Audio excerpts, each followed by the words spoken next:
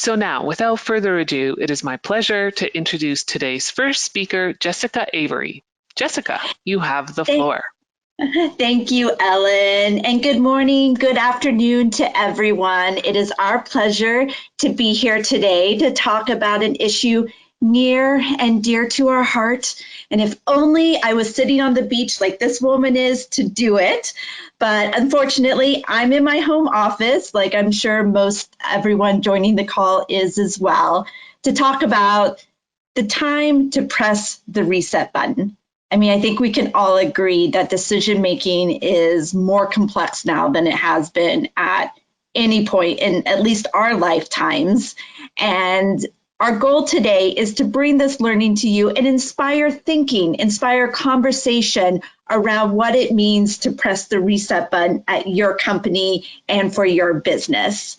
And as we go through today, we will be drawing pretty liberally from our global ongoing research called Essentials, where we have been tracking the impact of COVID and the impact less about just on us as citizens, but the impact it's having on our decision making today. And so, as Ellen mentioned, I'm one of your two hosts for today, Jessica Avery, and I'm a Senior Vice President in our Canadian Division of Market Strategy and Understanding here at Ipsos.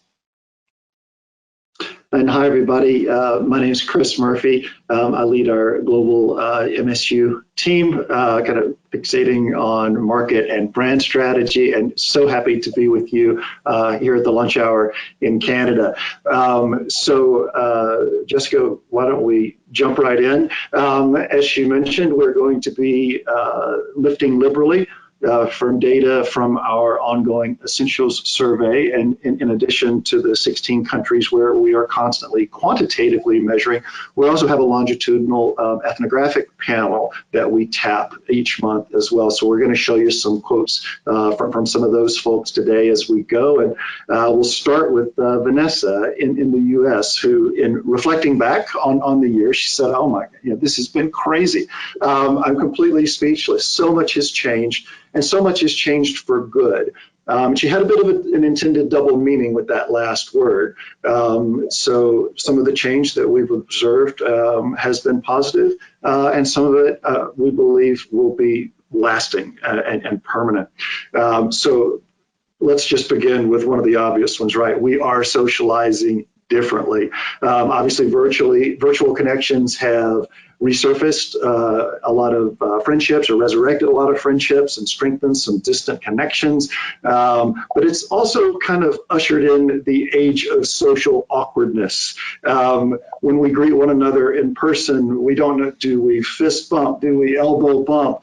Heaven forbid, do we hug or shake hands? I attended a baseball game last weekend, and I live in the States, and someone tried to shake my hand. I kind of unintentionally recoiled in horror. I felt like a Bond villain. You ever seen The Spy Who Loved Me, where the villain won't shake hands with people? Anyway, it's gotten really awkward out there, right? So we're probably going to set some records for social awkwardness here in the coming months. And then if you think about the way we work, this has really gotten different too, right? One of our ethnographic panelists was quoted just this past week as saying, the work front and the home front, they used to have a borderline, but this is becoming hazier day by day. And I'm guessing there are plenty of you on the line right now who have either experienced that or are experiencing that sensation right now. So for many people, work has become a more kind of important source of identity, of connection. And we know from our research that whether or not you are feeling engaged at work is significantly tied to your state of mind. People who are really engaged at work, they're more calm, they're more optimistic, they're less fearful, less frustrated. And I think it's fair to say that, especially doing jobs like we all do, we've probably observed in the white collar world a a level of corporate intimacy that we have never witnessed before, right? We see pets coming and going on screens, babies jump up in laps in the middle of presentations, and so there's a certain intimacy there, which is very healthy. But there's a downside to that too, where some people, especially some younger employees, feel shut out and feel more disengaged, especially in big group meetings where they have less opportunity to contribute. And we also tend to forget, because we are kind of this 24% of the world that's engaging and working in this way. Most of the planet doesn't work like this, right? And you might actually be surprised at what we find when we dig a little bit deeper into the state of mind in terms of people who work in different sectors.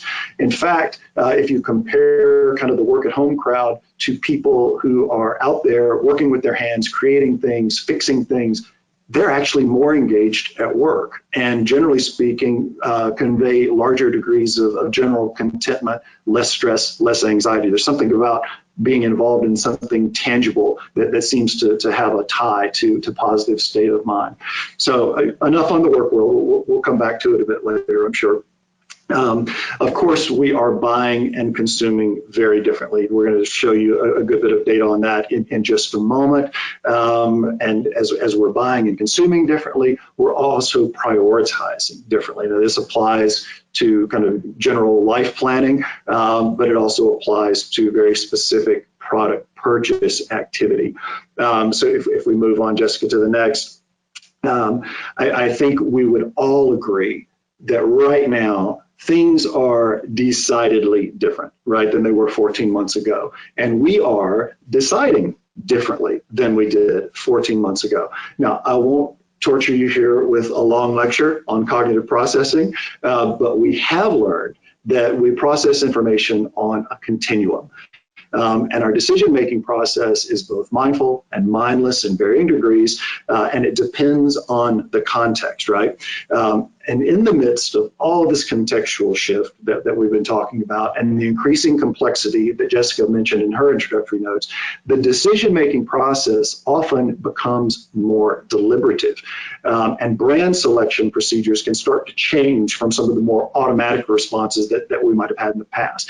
And there is even growing evidence that we are indeed prioritizing differently in response to these kind of shifting contextual sands. So if we go to the next, just to show you what I mean here, these kind of complex contextual shifts, they manifest in different ways in different categories. One of the things we wanted to do was have a look at driver analytics kind of in the midst of COVID, prior to COVID. So what you see here is in a number of categories where we had a consistent brand tracking instrument in place and a driver analysis that had been done at the beginning of last year. We wanted to say, okay, what happens if we go in with the same attributes, the same dependent variables, and recreate those drivers? Say, what happens to the order?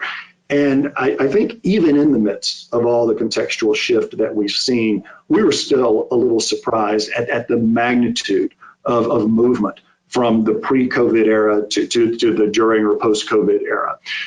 So whatever category we might be talking about here, snacking, over-the-counter, infant formula, beverages, financial services, there were some other categories you could look at as well. What was constant was the shift, right? You saw attributes that used to be kind of higher order kind of fall to the middle of the pack or to the bottom of the pack. You saw things that used to be in the middle vault all the way into the upper tier. So just a lot of unusual kind of movement in motivational priorities that are conveyed across a number of categories. So this does kind of make us ask the question, should we be revisiting some of the drivers that we've held as true, here over the last 20 months or so? All right, another complexity that we need to factor in here. Sometimes our immediate goals in the COVID era can be a bit at odds with maybe our long-term value systems. Just a couple of examples of what I mean by that. When it comes to household cleaning, I think of a lot of the quotes that we've gotten from our ethnography respondents over the past year, where they register real conflict here. It's like, on one hand, they know they want to do things that are environmentally responsible and use fluids and cleaners that are not going to be harmful to the environment. But on the other hand, they want things clean, and that might mean making some kind of value sacrifices, for the short-term goal of making sure that things are absolutely disinfected at the 99.99% level. Another example, if Jessica Field Advance, thank you, is the orange juice category, where I think in years leading up to 2020, there was a kind of increasing negativity around the sugar content, right, in orange juice. But during this period, we've also started to really prize, some of the vitamin content that has great nutritional, kind of benefit in this area. So there's kind of this sugar, versus vitamin conflict that people have in the COVID era that might not have been quite so present just 14 months ago.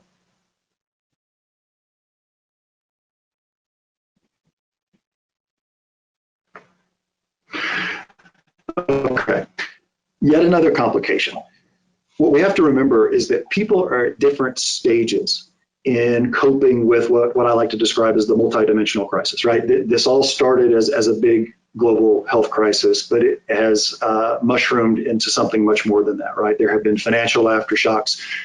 We've seen political and social issues manifest in many places. And of course, all of this is playing out against an ongoing environmental or climate crisis. So we have a lot to deal with here.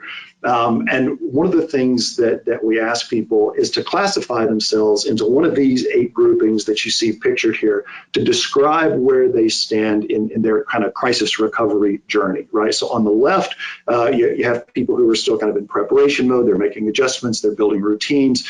And then as you get out to the right, activity starting to open up for them a little bit. The restart is within sight. They're starting to resume activities that feel quite normal to them. And then you get all the way to the far right, and we do actually have some people in the sample globally who say, this thing's behind me. I'm moving on with my life as it used to be.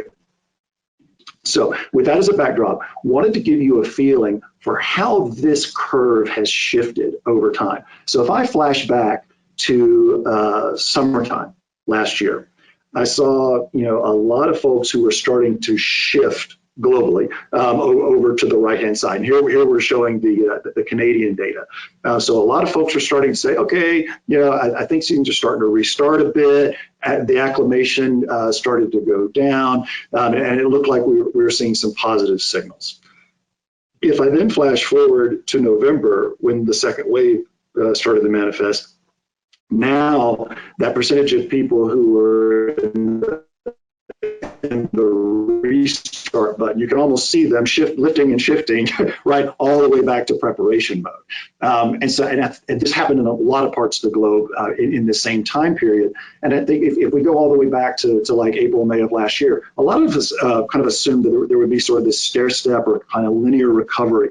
Obviously, that's not happening. This was our first evidence that, the crisis recovery might be much more elliptical than linear. So if we go to the next era, which I think after the calendar flipped to February, now, again, we started to see a little bit more movement, back to the right, back to a bit of an opening up, fewer people saying they were, getting ready for new restrictions and having to adjust, et cetera. But then in Canada, if we look at the very latest data that we've collected earlier this month, well, that's starting to come down again a bit if you look at that purple line. And as most of you are probably dialing into this from your homes, you know kind of what's going on there. Now, very different from country to country, right? These curves look completely like if I show you, Brazil, you're going to see a very different story. If I show you India, you're going to see a very different story. But I think hopefully this gives you a feel for how things have kind of shifted forward and back. So one of the questions that we get, of course, is, hey, what behaviors are going to stick? And when we're answering that, one of the things we like to do is look at the results of current activities by those same classification groups, right? So, you know, one of the categories that we look at is just eating indoors at a restaurant. You know, are you already doing this again? And maybe not surprisingly, as you see people who are starting to feel like they're in the opening up phase or the restart phase, or even their own personal new normal, you see a real uptick, right, in people who are eating indoors in restaurants. On the other hand, if we look at something like, you know, I'm using food delivery. This is one where we see a lot more consistency across the kind of the pandemic coping phases, if you will. And you might have expected, oh, when people get out to opening up, restart, new normal, maybe that food delivery number would have dropped off a cliff. That's not what we're seeing. In fact, so we're seeing that hold really, really steady, which would indicate, you know, that is a behavior that's likely to stick around even post-pandemic. We go to the next, Jessica. Now we'll look at the folks who are taking vitamins or supplements and show you the other end of this equation, right? There are some activities where as people start to re-enter or get back to their old rhythms, the behavior drops off, right? So you see that, you know, 42% of folks who were in the acclimation phase or kind of settled into new routines during the pandemic, they were taking vitamins regularly, but as you get all the way out to the outer edge and folks who feel like they're resuming normal activities, it cuts in half. So this might be, you know, a space where you would expect to see some decline as things do ramp back up. So I think that we've tried to kind of convey some data to share that decision making is much more complex, to use Jessica's words again, than it's ever been, you know, in our lifetimes. And it's across all your touch points with consumers. So shopping behavior, consumer needs and desires, even the media vehicles through which they learn about what you have to offer, right? Completely different and frankly, much more complex.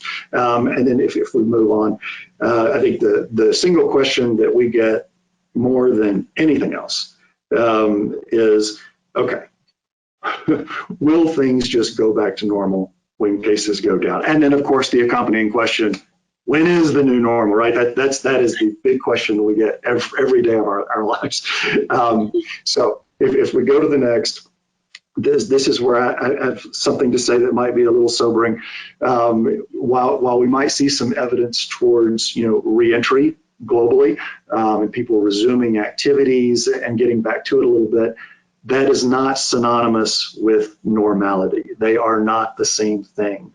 And I'm not showing you this data over time, but the time horizon for a return to normal, it just keeps stretching out into the distance. So instead of a new normal, I think companies need to really start contingency planning for what we call variations on a no normal. If you look at this, this tells us that you know, almost 60% of Canadian citizens think normal is at least a year away, and then 90% say, you know, it's at least 6 months away. So I would say that's a bit far off into the distance for us corporately to be thinking in wait and see terms, right? We're going to need to be more agile than that. We're going to need to have plans for the immediate future and immediate contingencies.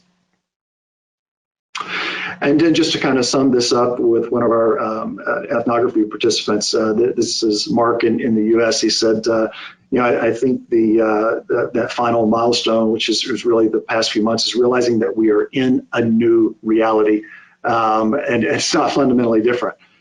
We just have to live. We have to keep moving forward, and I'm not quite sure what the next year is going to look like, and I'm done predicting. When he's talking about the final milestone, he's talking about vaccination, right?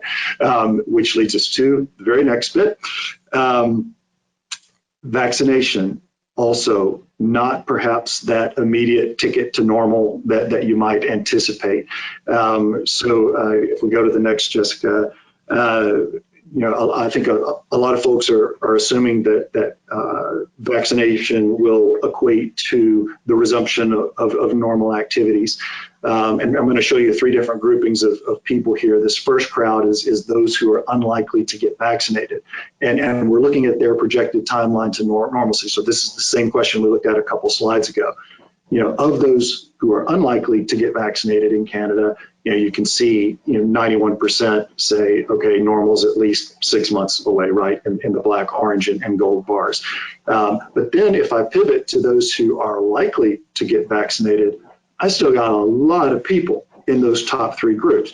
Now, they might have a little bit more certainty in their time estimate, but they're still seeing normal a long, long ways off.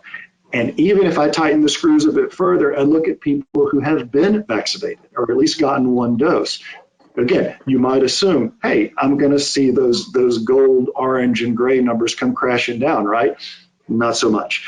So even people who have been vaccinated, and this is true in the US and other countries as well, even people who have been vaccinated have a very distant view of when anything approaching normality will ensue. Hey, Chris, a question has come in. Someone would like to know what we've learned or seen about vaccinated people in terms of resuming activities. So maybe it's not quite normal, but are they resuming activities faster than others? Yeah, very good question. And that is something that we look at every couple of weeks as the data come in.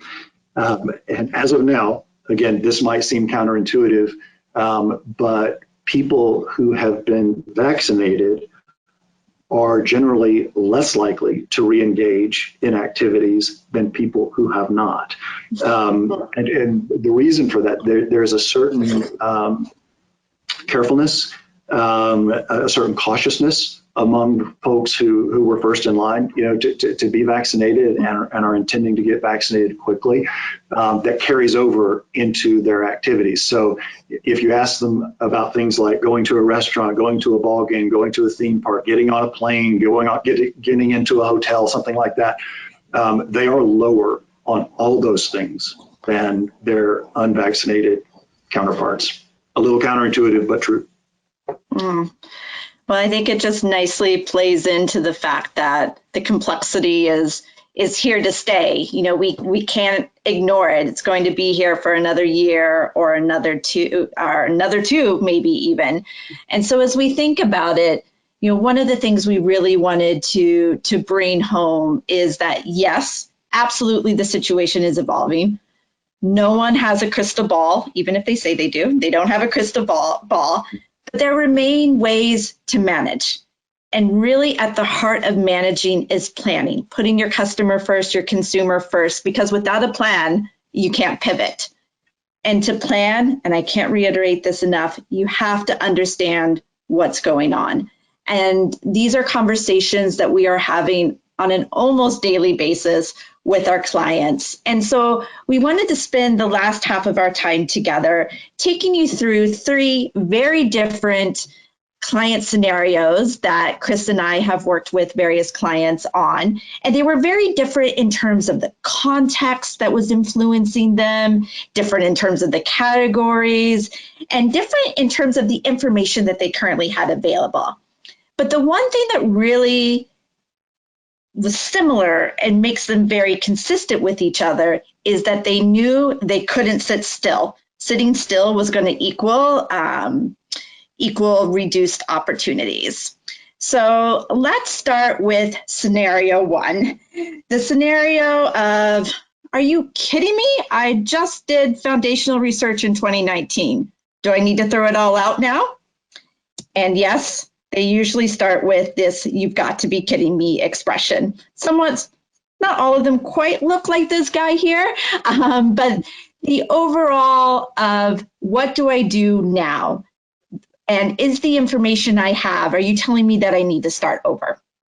And so as we start looking at this question, I want to put you in the mindset of one of our lottery clients. So this lottery client had done very deep, very rich, very insightful work into identifying segments that were of high priority for them. And going into 2020, they had 7 solid segments that they knew they needed to develop activities for and go against. But the question remained as we entered into 2020, were those 7 segments still valid? I mean, we knew context was shifting in lottery and gaming. And for any of you who are not big lottery players, I can let you know that not only had casinos closed in most areas, certainly in Canada, but also any restaurants or bars that had gaming machines were closed. And pretty much every lottery in North America saw a significant spike in sales of scratch-off tickets. So absolutely, the context had changed. But what did that mean in terms of communication, messaging, marketing? What we learned was this was absolutely a case where you didn't have to start over. But one thing became abundantly clear. It was not 7 segments anymore. It was 5 segments that were really important.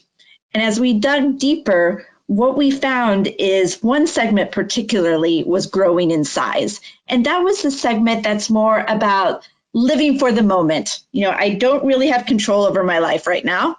COVID has control of my life. So carpe diem, seize the moment. I'm going to go have some fun, at least with my lottery tickets.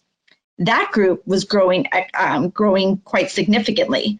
But on the flip side, the more occasional lottery player, the one who's very enthralled and enthusiastic when it comes to the big jackpot, or stops and picks up a lottery ticket occasionally with their morning coffee at Tim Hortons, those were the people that we saw as their surrounding context changed. Lottery sort of dropped from their consideration set. They were the ones that were not really playing anymore. So the ability to hone in and identify the segments that were still very important and the segments that were still playing the lottery in this context allowed the client to really be able to understand and pivot accordingly for their marketing. And they loved it. So this is a quote from the client, and I love the first part because it really does show, and it's why I wanted to show this scenario. It shows that it's not about throwing the baby out with the bathwater. It's about understanding, are you on the right track? So they were thrilled to know that they were on the right track. But there were also benefits because now they only had 5 segments instead of 7. So it was actually easier for them to work with it and be more actionable. So this segment is a great example of the importance of planning, but not necessarily a situation where you have to completely start over. It's about understanding. It's about knowing what's going on around you. And it's about making decisions based off of that information. All right, so scenario 2 is quite a bit different. Similar in the sense that context had changed, but different in that this client's question was very much around brand communication. They were repositioning their platform, but they didn't know how to talk about it in a way that made sense. Because I think we can all 100% agree when it comes to home decor and our home, which is the category in question here, context has changed. We are spending so much more time at home, but it's not just that we're spending more time there. We're putting different types of thought into the items that we're purchasing, the reason for purchasing them. We're saving more for big purchases for our home, but we're also seeing that rise of emotions, of what were the feelings that we're wanting to get out of the items that we have within our home. And so this led to a very big question for the client in terms of how should they talk? How should they engage their customers in their home decor part of the business in a way that lined up with what people wanted from the category during this period of time, and also from their brand. So we knew we were going to have to get pretty personal here and understand those motivations. And to do that, we turned to our proprietary motivations framework. We call it Syncidium. But what's most important is that we wanted to be able to identify which of our hypotheses were true. Because part of the brand group thought, you know what? I think it's about power. It's about me. I deserve the best. Times are not great. So I want to buy the best and show that I have great style, even if I'm the only one enjoying it. There was another group of people that were like, no, it's not about the me. It's about the we.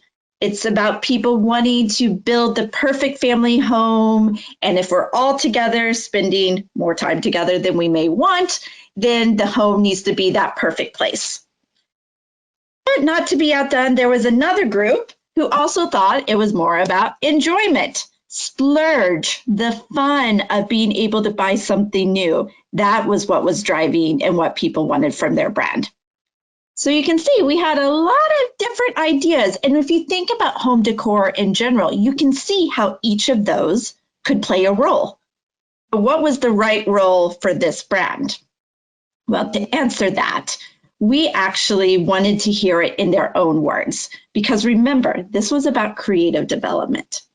And since we wanted to hear it in their own words, we actually had them choose pictures that represented how they wanted to feel when it came to purchasing home decor and shopping for home decor. And each of these pictures has a very strong metaphorical meaning. So it's actually tied back to those human motivations I was just speaking about, so whether it be enjoyment or power or belonging. So at the end of the day, when we looked at what consumers were wanting and to fit with the brand, it turns out everyone was wrong. For this brand, it was actually very much about feelings of relaxation and tranquility. These were the moments that she was looking to retreat and recharge. She wanted to shop online and, have an experience that was taken away from the stresses, and then finding an item as well that was just going to add to that relaxation and tranquility when it came into her home. That was the message that not only resonated the most in size, but resonated as well as being the best fit for the company. So they were able then to look at the communication and the pictures and the words that they used, and they leveraged what Canadians were telling them that they were looking for. Smell, flowery, spicy. I'm calm, coziness, warmth, love, care, internal and external harmony. I love that piece of it as well. And I think you can even start to feel those emotions around you and start to see what people were looking for. And so, as I mentioned, everything has started to be built around this, but we also did dive deeper into some of the other themes like an enjoyment, the fun of the splurge. Because what we don't want to lose track of is we know things are elliptical. We know that there is no new normal. And we do need to plan, because to plan, we can pivot.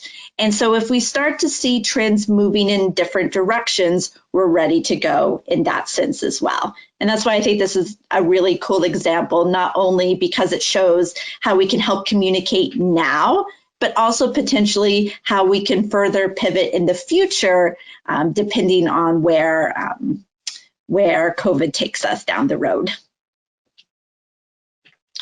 And last, but certainly not least, our third scenario. And this is by far the most complex of the scenarios that we're looking at today in a world of complexity. And that is this idea that I have to think bigger. It's not just about what I'm selling anymore. And so I want you to think back to the information that Chris shared earlier with you about vitamins, minerals, and supplements. As we looked at what was happening, working with this client, we saw that vitamins were not sticking as much as we would want them to. In fact, we really wanted to be able to grow and be able to hold on to that growth that we had seen earlier on in the pandemic. And so to be able to do that, it became very important to think bigger and understand that if it's just about vitamins, minerals, and supplements, that bigger picture of what we're trying to achieve, that they play a role in, is lost. And that's where it became a flip from how do we sell vitamins to how do we promote health and wellness. And by taking that broader approach, what it allowed us to do is understand how the two areas can work together. Because they, when you think about running, for example, if you're running, you're getting exercise, but how can vitamins help feed the recovery phase of that? How can it help feed the preparation to be able to build your stamina to run further? Just one of a myriad of examples of how vitamins don't operate in this little world of isolation. They operate in a much bigger context. And if we only thought about the small world of vitamins, then we would lose potential growth opportunities that could really be at the heart of turning that current stickiness problem into a stickiness success. So from a research standpoint, it meant we had to go from a bottom-up approach to a top-down approach. Now, with all of that said, it is very much our job and to partner and ensure that we identify those bigger growth opportunities, but at the same time can make them still very applicable and actionable at the level of vitamins and minerals. So we knew it was about looking at the who, of course, which as we looked at who was using vitamins and as well as focus on health and wellness, we had those individuals that were very much about food as the source of nutrients, and we had those individuals that were even a bit confused and didn't know quite where to start. So we had that piece of information. And lots of reasons why an increase in health and wellness focus was happening during COVID. And it just wasn't because I need to keep myself healthy. You saw everything from I want to feel energetic and vitalized. My body is my temple, to also something that I can obviously, not obviously to you, but obviously to me, relate to. And that is I need to take care of myself because I need to be there for my children. So all of these different elements together. And we talk so much about being consumer centric, but in this case, it was very important for us to be opportunity centric because we knew we needed to focus on the growth opportunity in order to reverse and deal with some of that complexity that we talked about earlier. And this was definitely a situation where the sum became greater than the parts. So let me introduce you to one of the growth opportunities that we identified in the health and wellness space. I like to call her Jessica because this is absolutely the segment that I would fit into, but you can call her whatever you would like. But as we think about the growth opportunities, we needed to understand her. She's tense, it seems, all this time, a little bit too tired, looking for the energy of her 20s and really struggling to keep things balanced in that time of COVID. At summer, the nice weather, being outside, it's when she feels her best. And as you might see from looking at me, I'm female. I might be over 40, and I have a full-time job. You really start to understand her, what she's looking for, how to speak to her, and then couple that with the ability to understand her health and wellness regimen, and particularly how vitamins and supplements fit into it. So she's using primarily multivitamins today. She's trying to eat better, and she's also looking to make a long-lasting change. Vitamins are a key part of everything that she's trying to do, and they're a key part of being able to help address some of those broader tensions that exist in the growth opportunity as well. And so as you're looking at the puzzle and thinking through the complexities that that might exist in your categories and for your brands as well, the reason we wanted to share this scenario is that it's a wonderful way of seeing complexity doesn't have to equal complexity in the end result, that there is still the opportunity to be able to drill down and understand where are the growth opportunities, even amidst a world where there are lots of trade-offs happening, think orange juice, lots of changes happening in terms of just what we're putting into our bodies as we're at home more, and also the changing world of people not sticking to some of these health and wellness habits in the same way that we'd like them to. So that's what drove needing to be able to identify these growth opportunities and take a new look and a new approach. And we could only do that because, of course, the need to plan. Yeah. Hey, Jessica, real quick, Yes. question came through on that one. Sorry to hear about the struggles with tension and fatigue there, but that was an interestingly self-therapeutic slide. So, but that wasn't the question. The question was, hey, on the scenario planning, how do you identify what the top of the top-down approach is? That is, where do we start?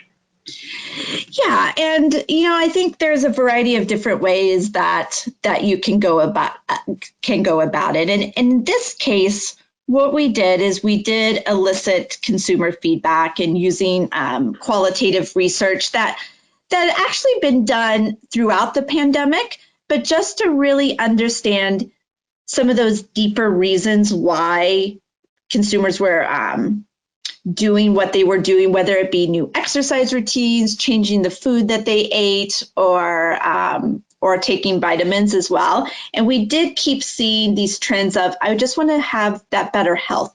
I really just that broader wellness. And the fact that they were doing multiple things that were laddering up to that is what led us down that route.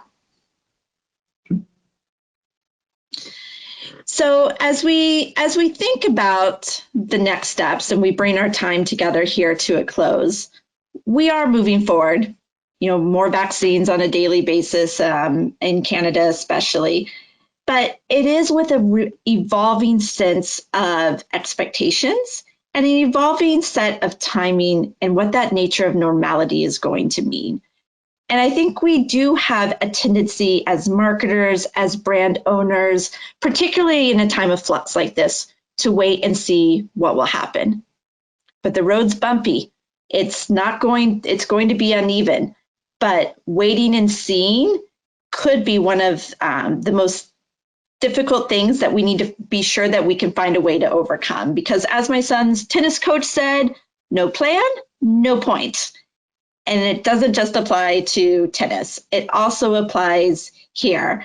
And if we delay decision making and planning until things settle down, it could be too late because it could be 18 to 24 months from now. So we must look to what might be and different scenarios that could exist for your business, exist for the brands. And just remember, it's not about being right. It's about being prepared with the right information and adapting to what we are seeing. So thank you for joining us today. We greatly appreciate it.